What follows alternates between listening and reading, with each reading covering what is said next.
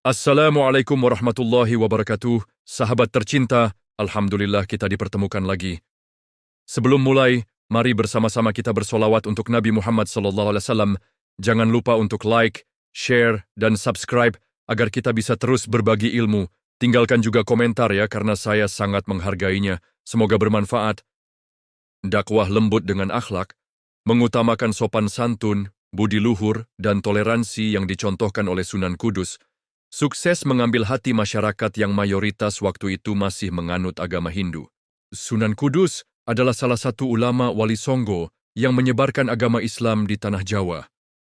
Ia terkenal sebagai sunan yang mampu menyebarkan agama Islam melalui pendekatan kebudayaan, asimilasi budaya tanpa merubah dan mempersoalkan simbol-simbol, melainkan lebih mengutamakan esensi dan prinsip-prinsip tauhid, memberikan contoh yang baik tanpa kekerasan.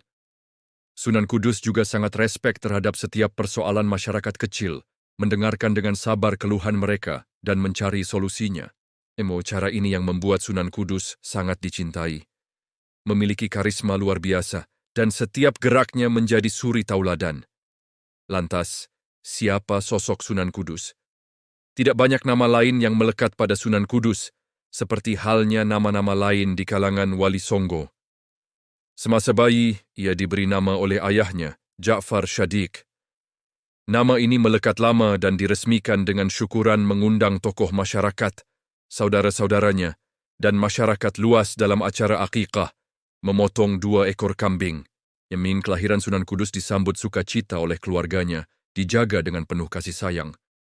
Pantas saja Ja'far Shadiq terlahir pada 9 September 1400 dari rahim seorang ibu yang sangat kental sebagai zuriyah para wali, yaitu Syarifah Dewi Rahil binti Sunan Bonang. Terah Sunan Bonang ini yang mengikat kuat cucunya, Sunan Kudus, menjadikannya pendakwah yang sangat toleran dan mencintai seni budaya lokal. Ia mempraktekkan pendekatan dakwah seni budaya, asimilasi budaya, dan toleransi sebagaimana yang diajarkan kakeknya. Sejak muda, sebelum dinobatkan sebagai Wali Songo, Sunan Kudus sangat senang dengan pengembaraan. Ia menyerap aspirasi masyarakat, belajar budaya, serta belajar menyelesaikan masalah-masalah sosial, terutama agama Islam. Selain belajar dan berguru kepada ayahnya, Sunan Kudus juga berguru kepada sejumlah ulama terkenal lainnya, di antaranya kakeknya, Sunan Ampel, Kiai Telingsing, dan Ki Ageng Engerang. Nama dan sosoknya yang mudah bergaul dengan masyarakat menjadikannya menetap di Kudus sebagai pendakwah, guru suci, penyebar agama, dan penguasa. Nama Sunan Kudus pun harum semerbak menjadi salah satu penyebar agama Islam di Pulau Jawa, khususnya di Kudus, Jawa Tengah. Tidak hanya mengalir darah waliullah dari pihak ibunya, Sunan Kudus juga anak dari Adipati Demak, Raden Utsman Haji, yang bergelar Sunan Ngundung. Ia pernah menjadi panglima perang melawan tentara Majapahit, memimpin pasukan Demak bertarung sengit melawan Raden Husain atau Adipati Terung dari Majapahit. Dalam pertempuran tersebut, Sunan Ngundung gugur. Sunan Ngundung adalah putra sultan di Palestina, dan Sayyid Fadal Ali Murtaza, yang dikenal dengan sebutan Raja Pandita, Raden Santri, yang berhijrah fisabilillah hingga ke Jawa dan bergabung dengan Kesultanan Islam Demak. Ia diangkat menjadi panglima perang, namun ayah Sunan Kudus gugur saat memimpin pertempuran melawan kerajaan Majapahit. Kemudian, oleh Sultan Trenggana, Sunan Kudus diperintahkan untuk menyerang Majapahit. Berkat kepiawaiannya, Sunan Kudus berhasil memimpin pasukan Kesultanan Demak mengalahkan kerajaan Majapahit. Setelah itu, ia diminta untuk mendatangi kerajaan kecil yang dipimpin Raja Pengging di kaki Gunung Merapi. Misi Sunan Kudus saat itu adalah meminta Raja Pengging mengakui kekuasaan Demak dan meninggalkan ajaran Syekh Siti Jenar. Sunan Kudus pun berhasil menaklukkan Pengging. Selanjutnya, Sultan Trenggana meminta Sunan Kudus untuk memimpin pasukan mengembangkan wilayah kerajaan Demak ke arah timur hingga mencapai Madura dan ke barat hingga Cirebon. Atas keberhasilannya, kedudukannya sebagai Senopati Demak dilanjutkan oleh Sunan Kudus. Sementara itu, ada yang menuturkan bahwa Sunan Kudus berasal dari Jawa. Namun, jika dilihat berbagai versi, yang paling rasional adalah versi pertama yang menyebutkan bahwa Sunan Kudus merupakan cucu Sunan Bonang. Cara dakwah Sunan Kudus. Dalam berdakwah, Sunan Kudus tidak menyakiti pemeluk agama Hindu yang lebih dulu dianut masyarakat. Ia memelihara nilai-nilai yang menjadi simbol kepercayaan umat Hindu dan toleransi terhadap simbol-simbol benda atau binatang yang disucikan oleh umat Hindu. Namun, itu bukan berarti Sunan Kudus ikut menyembah benda atau binatang tersebut. Dalam hal tauhid, Sunan Kudus menentang keras dan melarang segala hal yang berkaitan dengan penyembahan terhadap benda atau binatang. Misalnya, binatang sapi yang disucikan oleh umat Hindu sebagai simbol kehidupan, kemakmuran, ibu pertiwi, dan kendaraan dewa Siwa. Karena itu, Sunan Kudus melarang umat Islam, khususnya yang ada di Kudus, untuk menyembelih sapi dalam kegiatan keagamaan seperti berkurban dan menggantinya dengan kerbau. Ajaran larangan menyembelih sapi ini melekat kuat di masyarakat Kudus, meskipun Sunan Kudus telah wafat. Ajaran ini masih dilaksanakan hingga kini, meskipun setelah Islam menjadi agama mayoritas di Kudus. Ajaran ini ditinggalkan bukan karena menentang Sunan Kudus, tetapi karena Islam menghalalkan daging sapi, dan tidak ada lagi ketersinggungan antar agama.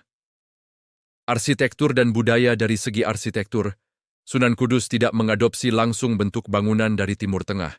Namun, Sunan Kudus membangun menara untuk Masjid Agung Kudus yang mirip dengan bentuk candi. Menara tersebut bukan untuk tempat suci, ibadah, atau pemakaman, melainkan untuk mengumandangkan adzan agar suaranya lebih terdengar luas, karena pada waktu itu belum ada pengeras suara. Selain itu, Sunan Kudus juga membuat padasan atau tempat wudhu dengan 8 pancuran.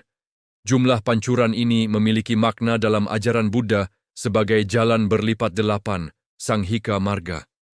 Di atas pancuran tersebut, Sunan Kudus juga meletakkan arca kepala kebo gumerang. Sunan Kudus tidak melarang tradisi-tradisi masyarakat Hindu seperti selamatan mitoni, tetapi ia mengubahnya dengan memasukkan nilai-nilai Islam. Misalnya, dalam doa yang sebelumnya dipanjatkan kepada dewa, diubah menjadi doa kepada Allah dengan harapan agar anak tampan seperti Nabi Yusuf atau cantik seperti Maria, ibunda Nabi Isa. Warisan dakwah melalui pendekatan-pendekatan ini, Sunan Kudus berhasil menarik perhatian masyarakat Jawa tanpa kekerasan. Ia mengasimilasi budaya Hindu dengan nilai-nilai Islam yang damai. Masjid Kudus yang dibangun pada masa dakwahnya memiliki arsitektur unik dengan menara yang menyerupai candi, sebagai bukti keberhasilan dakwah yang dilakukannya. Setelah beberapa tahun mengabdi dan berdakwah di Kudus, Sunan Kudus pun wafat, meskipun tahun kematiannya tidak diketahui dengan jelas. Makamnya terletak di belakang Masjid Agung Kudus, Jawa Tengah. Warisan yang ditinggalkan Sunan Kudus tetap dilestarikan oleh masyarakat Kudus. Dan tradisi-tradisi yang ada hingga kini menjadi bukti bahwa nilai-nilai dakwah yang diterapkan masih relevan dan hidup di tengah masyarakat. Masjid Menara Kudus tetap berdiri kokoh, mengingatkan generasi sekarang akan jasa besar seorang ulama yang pernah menjadi panglima perang Kerajaan Demak. Kisah Sunan Kudus tetap menginspirasi banyak orang. Karomah yang dimilikinya membuktikan bahwa kekuatan sejati berasal dari ketulusan hati dan keikhlasan dalam berjuang. Dengan segala keistimewaannya, Sunan Kudus menjadi simbol pemersatu dan penjaga tradisi Islam di tanah Jawa. Perjalanan hidup Sunan Kudus dari panglima perang hingga pendakwah arif menunjukkan bahwa kehebatan seseorang tidak hanya diukur dari kecerdasan atau kekuatan fisik, tetapi juga dari ketulusan hati dan keimanan. Sunan Kudus telah menunjukkan bahwa berjuang untuk kebaikan, baik di medan perang maupun di jalan dakwah, selalu mendapat bimbingan dari Sang Pencipta. Terima kasih sudah menonton. Semoga bisa memberi inspirasi dan pelajaran bagi kita semua. Jangan lupa untuk like, share, dan subscribe untuk mendapatkan update video lainnya. Sampai jumpa di video berikutnya dan tetap semangat dalam berbuat kebaikan. Wassalamualaikum warahmatullahi wabarakatuh.